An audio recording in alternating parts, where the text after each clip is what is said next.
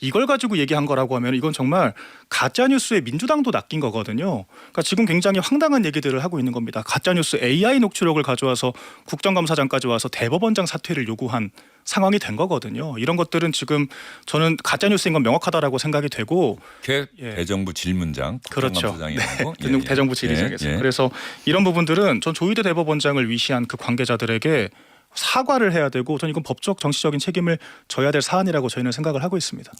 근데 우리가 12.3 불법적인 계엄 이후로는 모든 걸 믿기 어려워졌어요. 아니, 저희 민주당이 얼마나 계엄에 대해서 경고했습니까? 그때 지금 방금 화면에 나왔던 김민석 총리 당시 야당 의원이었잖아요. 김영현 국방부 장관에게 계엄에 대해서 할 거냐고 물어보고 질의하고 하니까 두 눈 부릅뜨고 요즘 세상에 계엄을 어떻게 하냐 그랬거든요. 그 건너편에 있던 국민의힘도 얼마나 비웃었습니까? 청담동 술자리 얘기하면서. 그 두 번째, 한독수 국무총리 계엄 선포문 몰랐다. 양복 뒷주머니에 있었다. 어떻게 했는지 몰랐다라고 국민들 앞에서 국회와 헌재에서 거짓말을 했어요. 그런데 CCTV 나왔잖아요. 그러니까 이 고위직이라는 사람들도 이제는 증거 나오기 전까지는 끝까지 다 거짓말을 하는 거예요. 마지막 세 번째, 최근에 이화영 연어 술 파티 그때 어땠습니까? 그 자리에 있었다고 지목되는 김성태도 요즘 세상에 그런 일이 어떻게 있냐 얼마나 비웃었습니까? 무슨 초등학생도 아니고 뭐 짜장면 준다고 진술을 바꾸느냐. 그런데 얘기했죠? 어쨌든 간에 지금 감사 결과 당시에 교도관은 검사들에게 이러면 안 된다라고 했다는 거 아니에요. 그렇기 때문에 저희 민주당으로서는 청남동 술자리에 리스크가 있긴 하지만 저희로서는 제보에 대해서 그냥 넘길 수가 없는 거예요. 그래서 이런 애로사항이 있다는 점을 이해해 줬으면 좋겠습니다. 나경원 의원이 대정부 질문에 나서서 그 부분 관련한 질문을 해드렸는데 조금 전에 나경원 의원과 김민석 총리 간에 권력에는 서열이 있다. 그 발언의 취지가 어떤 것이냐. 김민석 총리는 이재명 대통령이 헌법에 입각해서 한 이야기인데 이걸 자꾸 선출 독재 그랬더니 나경원 의원은 어쨌든 선출 독재 중국식이다라고 이야기를 했어요. 그러면 김민석 총리와 나경원 의원의 그 후반부 이야기까지 여러분께 들려드려야 두 사람의 이야기가 어떻게 결론이 났는지 여러분께서 이해하실 수 있을 것 같아서 조금 더 들려드리겠습니다. 나 의원님께서 여러 말씀을 주셨지만 나 의원님도 경험이 풍부하시기 때문에 어떤 논리를 전개할 때 부분을 떼서 그것만 이야기하면 전체 맥락을 이해하기 어렵다는 것을 잘 아시지 않습니까? 전체 맥락은 국민주권이라는 것을 강조하는 것 사이에서 나왔다는 것도 명료하고 그런데 그 부분을 뗄 때는 나 의원님께서 제게 처음 질문하신 것은 분명히 대통령이 입법부가 정해놓은 그것은 결국 입법부에서 정한 법이라는 틀이겠죠. 그 틀 위에서 사법부가 사법권을 행사한다라고 하면서 그것이 잘못되지 않았느냐. 선출 권력에 있어서 서열을 정하는 입법 독재 아니냐 뭐 등등 중국 시간이야라고 질문을 주셨는데 저는 그것에 대해서 아주 단순하게 그 첫 번째 대통령의 워딩과 문장에 무엇이 잘못이죠 하고 여쭤봤지 않습니까? 자, 3권 그것을 분립의 설명하지 정신은 않으시고 다른 것으로 넘어가서 전체를 갑자기 중국식이라고 하면 그 논리야말로 저는 중국을 그렇게 생각하지 않습니다만은 혹시 우리 나 의원님께서 특정한 어떤 대상을 참으로 나쁜 것이라고 전제해서 말씀하시는 것이라면 그런 논리하고 뭐가 다르겠습니까? 왜 그걸 그렇게 해석하십니까? 자, 3권 분립의 원리의 기본은 3권이 동등하다는 겁니다. 우리가 선출된 권력만이 최고의 권력이라고 했을 때 그것이 선출 독재에 이른다는 말씀이고요. 입법부가 법을 정해서 사법부를 마음대로 재단하는 것이 헌법에 위배될 때는 입법부도 그런 위헌적인 입법을 할 수 없다는 것을 분명히 말씀드리면서 자 민주당이 제가 드렸던 질문에는 여전히 답을 못 하시는 것 같은데요. 자, 지금 제가 질문하는 거예요. 무슨 답을 제가 못하고 있습니까? 선출 독재를 이야기하고 있지 않습니까? 네, 자, 말씀 주시죠. 대법원장. 저 과정에서 국민의힘 의원들이 민주당 의원들이 너무 시끄럽게 항의해서 안 들린다. 의장님 좀 조용히 좀 시켜주세요 그랬더니 우영식 의장이 국민의힘 의원들을 보면서 그랬다는 거 아니에요. 다 시끄러워. 대정부 질문이 참 뭐 그럴 수밖에 없는 지금 정치 현실이긴 합니다만 자 조희대 대법원장이 한덕수 전 총리 등과 만났다. 정상명 전 검찰총장 그리고 김충식 씨인가요? 이분 이야기는 제가 가급적 좀 안 하고 싶은데 어쨌든 그 만난 거에 대해서 민주당 쪽에서 추가 근거가 있다. 뭐 이런 이야기가 있습니까? 아니면 어떻습니까, 손성민 의원? 지금 추가로 뭐 부승찬 의원이나 원래 처음으로 의혹을 제기했던 서영교 의원이 구체적인 근거를 뭐 제시한 게 있습니까? 오늘 오후까지를 봐도 뭐 특별하게 예. 그 정황을 더 뒷받침할 만한 보강적인 측면은 없는 것 같아요. 그리고 이 의혹을 처음 제기한 이제 열린 공감 TV에서도 어떻게 보면 떠도는 썰을 이야기한 건데 보도가 예. 아니다라고 이제 좀 보강 측면에서는 열린 공감 TV는 자기네가 한 게 보도가 아니다. 보도가 아니다. 나오는 이야기를 보도가 아니면 열린 공감 TV를 보는 시청자들은 열린 공감 TV에서 하는 얘기들을 보도로 생각을 안 할까요? 쇼라고 생각을 할까요? 거기가 그렇게 구분이 돼 있는 건가요? 자기네가 그 뭐 코너 이름이 있는데 그게 무슨 썰전 비슷하게 돼 있어서 그래서 보도가 아니라는 거죠, 그게. 이게 최초에도 보면 예. 열린공감 TV에서 첫 이제 취재 첩보원의 제보라면서 음성을 공개할 때도 아직은 주장이다라고 단서를 달았어요. 예. 그리고 최근에 이제 한번 불길이 한 번 더 확 타오르게 된 게 김어준의 이제 유튜브 방송에서도 예. 이제 5월 달에도 보면은 아직은 사실 확인이 안 됐다고 했고 최근에도 보면은 만났다면 그 자체로 부적절하다. 계속 단서들이 붙어 있는 내용이긴 합니다. 뭐 어쨌든 간에 그러면은 민주당 의원들이 제보를 받았다. 지금 제보라고 이야기하지 않았어요? 맞습니다. 그런데 이게 열린공감 TV라는 유튜브 방송을 보고 유튜브에서 먼저 의혹을 제기하고 민주당 의원들이 구체적인 확인 절차 없이 그대로 받아서 주장한 것이냐 아니면 제보가 있는 것이냐 이건 큰 차이가 있는데 지금 국민의힘에서는 유튜브 따라하기 아니냐 지금 그렇게 주장을 하고 있는 것 같고 민주당에서 어떻게 답변하시겠습니까? 저는 이제 지난 5월에 열린공감 TV에서 그때 이런 얘기가 나왔을 때는 저도 사실상 별로 믿지 않았고 그랬기 때문에 그때 크게 화제가 되지 않았습니다. 예. 그 이유는 저는 그때 열린공감 TV에서 이 제보자라고 말했던 분이 지금 4명 만남에 동석했던 그 4명 중에 김충식 씨의 동거인이라고 말을 했기 때문에 사실 뭐 이름도 모르고 동거인이라는 자체 또 김충식 씨 자체가 무슨 뭐 고위 공무원도 아니기 때문에 별로 이제 신뢰성이 좀 떨어진다고 해서 저는 묻혔다고 생각을 해요. 그런데 이번에 이제 서영교 의원 그리고 부승찬 의원이 불을 붙였잖아요. 근데 이제 서영교 의원은 인터뷰에서 과거 정권 박근혜 윤석열 정권에서 민정에서 아주 고위직이었다. 이분에게 제보를 받았다라고 하셨거든요. 그렇기 때문에 저는 그렇다고 하면은 최소한도로 어느 정도 신뢰는 가질 수 있겠구나라는 생각이 들었습니다.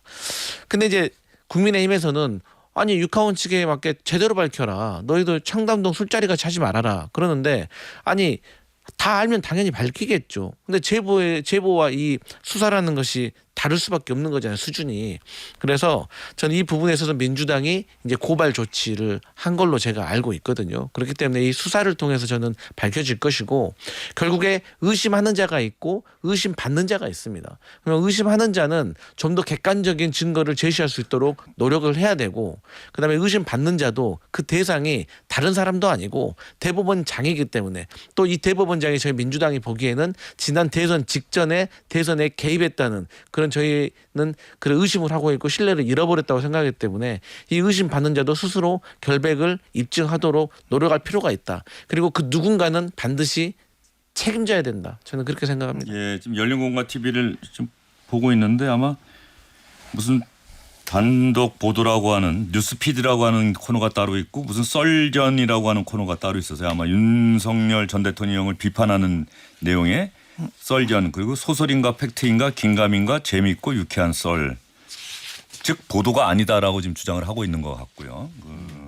알겠습니다. 그렇게 얘기를 하고 있다는 건데 지금 어제 민주당이 조희대 대법원장이 입장문을 발표해서 만난 적도 없고 선거법 사건 논의한 적도 없다라고 부인을 했더니 그러면 우리가 생각하기에는 자 그럴 줄 알았다. 우리가 확인하고 우리가 제보받은 바에 따르면 몇 월 며칠 몇 시 어디에서 만났다고 하더라가 아니라 그럴 줄 알았다. 그러니 수사받아라가 민주당 대응이더라고요.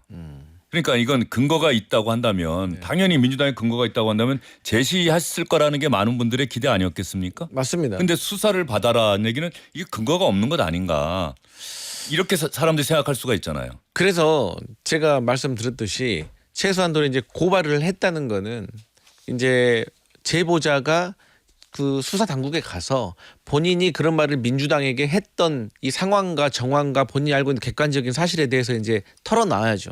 근데 이제 그 전에는 어쨌든 제 추측입니다만 그분이 제보를 했을 때 그리고 민주당 의원들의 입을 통해 가지고 조희대 대법원장의 수상한 만남에 대해서 알려지게 되면 본인이 조희대 그분은 진실을 알 거 아닙니까?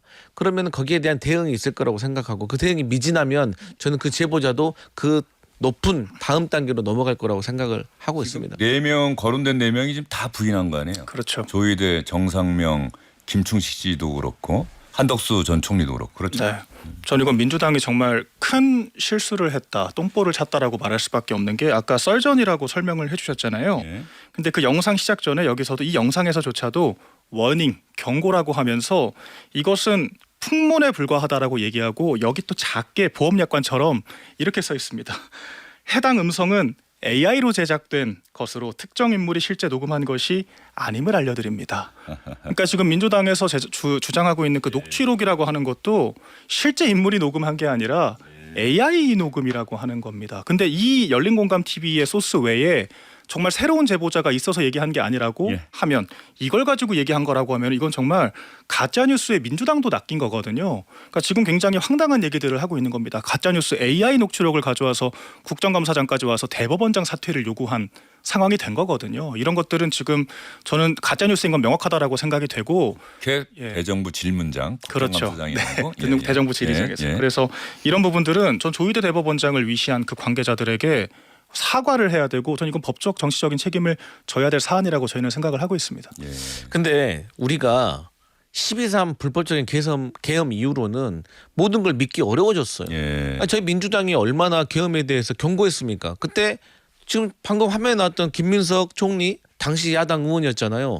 김영현 국방부 장관에게 계엄에 대해서 할 거냐고 물어보고 질의하고 하니까 두 눈 부릅뜨고 요즘 세상에 계엄을 어떻게 하냐 그랬거든요. 그 건너편에 있던 국민의힘도 얼마나 비웃었습니까? 청담동 술자리 얘기하면서.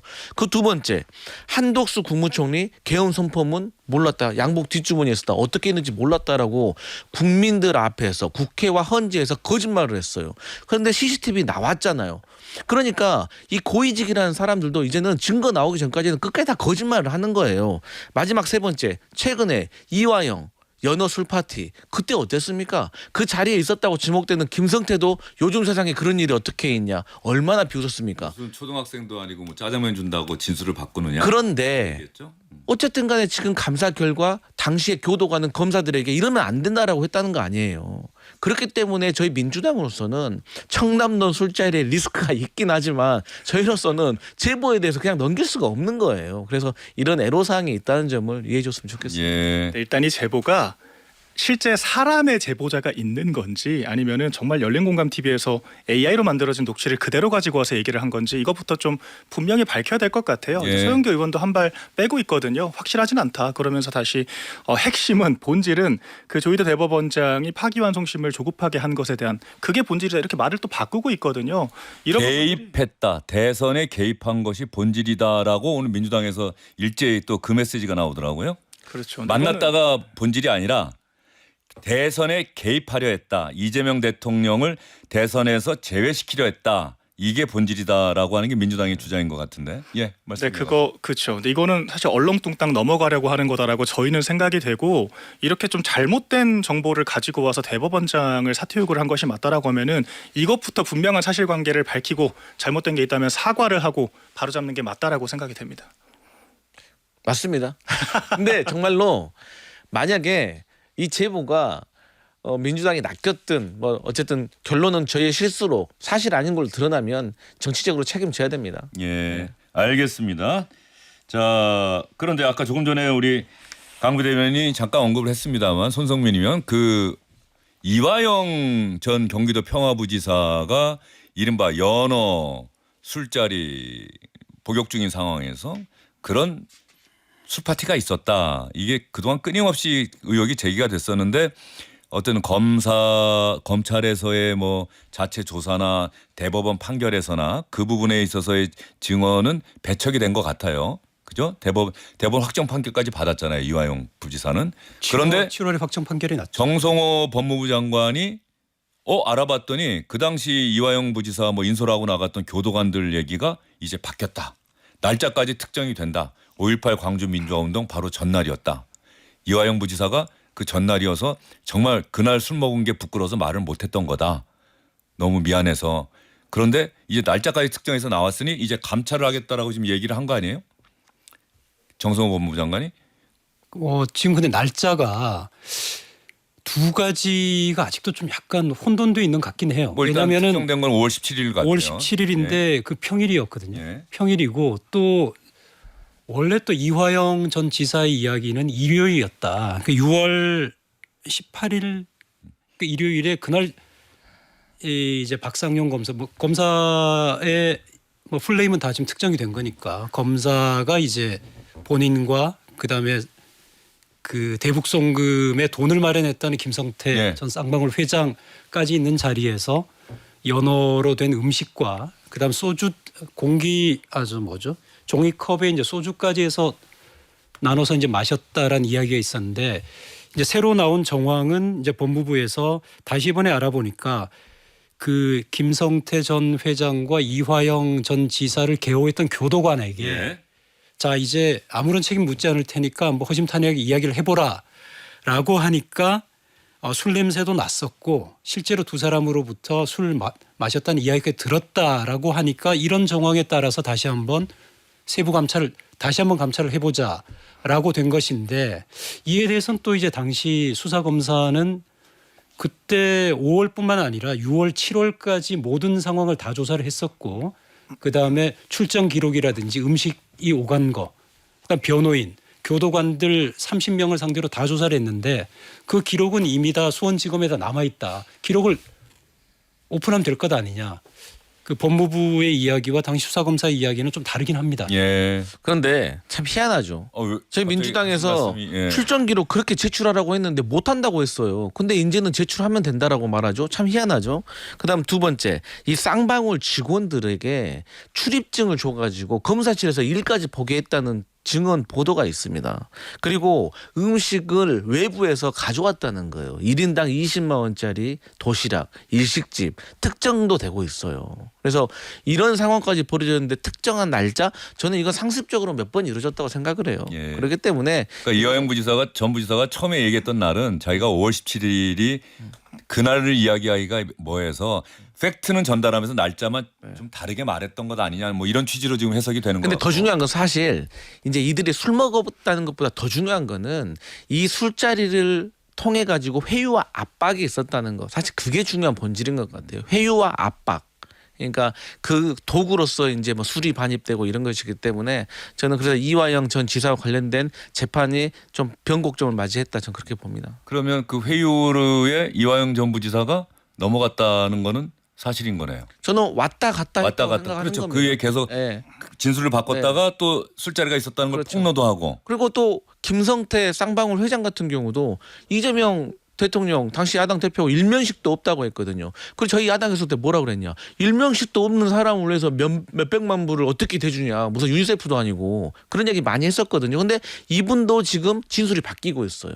그래서 저는 그래서 결국 저희 민주당은 검찰의 개혁을 또 주장할 수밖에 없는 겁니다. 어쨌든 이거는 관련된 사람이 있기 때문에 이 진실은 끝까지 은폐될 수는 없어요. 어떻게 보세요? 근데 지금도 일단은 확실한 사실관계가 나오지는 않은 것 같아요. 그 교도관 중에 한 사람이 봤다라고 했던 것도 명확하게 술이라고 얘기를 하진 않았고 하얀색 액체가 있었다라고 하는 식의 진술이 있었다고 예. 하거든요. 그렇기 때문에 술 파티가 있었다라고 하는 이 명제 자체도 아직은 입증이 필요하다라고 생각을 하고 저는 민주당이 조금 비본질적인 얘기를 심각하게 하고 있다는 생각이 들어요. 왜냐하면은 이런 이화영 씨에 대한 일부 회유와 검찰들의 비행이 있었다라고 하더라도 그 이재명 경기도지사 시절에 이화영 평화도지사가 쌍방울을 매개로 해서 불법적인 대북 송금을 했다라고 하는 그 혐의의 실체적인 진실이 달라지지는 않거든요.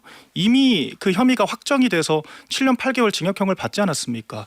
그런 상황에서 왜 자꾸 법사위장의 사기 전과 구범의 그런 사람들을 불러서 증인 신문을 하고 이런 식으로 사실 과거 사건들을 헤집어서 마치 그 혐의 자체를 무마시키려고 하는 것인가?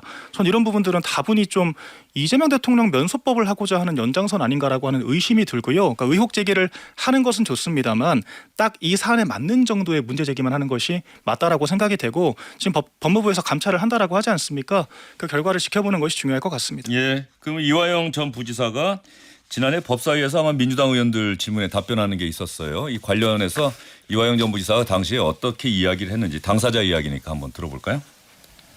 김성태 씨가 오늘은 뭐 갈비탕을 먹고 싶다 그러면 갈비탕이 제공되어지고 뭐 짜장면이 먹고 싶다면 짜장면이 제공시키고 뭐 연어가 먹고 싶다 그러면 연어가 제공되어지고 그러면 결국은 박상용 검사 1313 우리 지금 얘기하고 있는데 소위 말하는 연어 파티, 술 파티, 진술 세미나가 있었습니까? 네 당연히 있었습니다. 여러 차례 있었습니다. 않나요? 술을 마신 건 한 번이었었고 예. 그 이외에 다양한 음식을 제공해갖고 대화를 하고 있었던 것은 뭐 수십 회라고 할 수 있습니다. 정청래 당시 법사위원장이 이야기했던 진술 세미나라고 하는 거는 그 진술을 바꿔서 서로 진술 꿰맞추기를 했던 거다. 뭐 이런 뜻인 거죠? 그러니까 여기서 지금 핵심은 결국 이화영 전 부지사가 본인 진술, 지금 법정에 남아있는 진술, 이재명 당시 경기도지사에게 보고를 했다. 이 부분이 회유라든지 아니면 압박에 의해서 본인의 실체와는 다른 진술을 했다. 이 부분이 어떻게 지금 법정에서 확정된 사실관계를 뒤집을 수 있느냐 이 문제겠죠. 그러면 이제 결국은 나중에 재심 뭐 새로운 증거 나왔어요. 새로운 증거가 나와서 이제 기존의 사실관계에서 확증된 증언이 뒤집힐 정도의 사안이 되느냐 여기까지 가는 데 있어서는 단계가 좀 많이 남아있는 그런 상태로 보입니다. 민주당으로서는 윤석열 정부 당시에 이재명 대통령 당시 야당 대표를 제거하기 위한 검찰의 무리한 수사와 기소 그것이 결국 재판으로까지 이어졌다. 이거 바로 잡아야 된다. 이런 뜻인 것 같고요. 알겠습니다. 어떻게 뭐 법무부에서 TF 꾸려갖고 감찰을 한다고 하니까 감찰 결과 또 지켜봐야 될 것 같고요. 일단 당시에 박상용 검사는 전면적으로 부인하고 나섰다. 조희대 대법원장 관련해서 정청래 민주당 대표, 장동혁 국민의힘 대표가 어떤 이야기를 했는지 저희가 잠깐 언급을 했고 이 이야기는 어제 자세히 드렸기 때문에 한번 들어보고 저희는 또 다음 주제로 넘어가 볼까요? 먼저 정청래 대표입니다. 12.3 비상계엄 때 서부지법 폭동 때 그 무거웠던 조희대 대법원장의 입이 어제 가볍게 풀렸습니다. 본인의 의혹에 대해서는 참으로 가볍게 그리고 빠르게 입을 열었습니다. 왜 그때 그렇게 이재명 후보의 선거법 파기환송을 그렇게 번갯불에 콩 거먹듯이 빨리 해야 했는지 입장을 지금이라도 밝혀야 된다고 생각합니다. 억울하시면 저는 특검에서 당당하게 출석해서 수사를 받고 본인이 명백하다는 것을 밝혀주면 될 일이 아닌가라고 저는 조언을 드립니다. 자, 정청래 대표 이야기 들어보셨고요. 그러면 장동혁 국민의힘 대표 이야기도 들어보시죠. 대한민국에서 헌정사에 단 한 번도 있기 힘든 반헌법적인 일들이 단 4일 만에 일어나고 있습니다. 물론 대통령실과 여당의 합작품입니다. 누군가가 제보를 들먹입니다.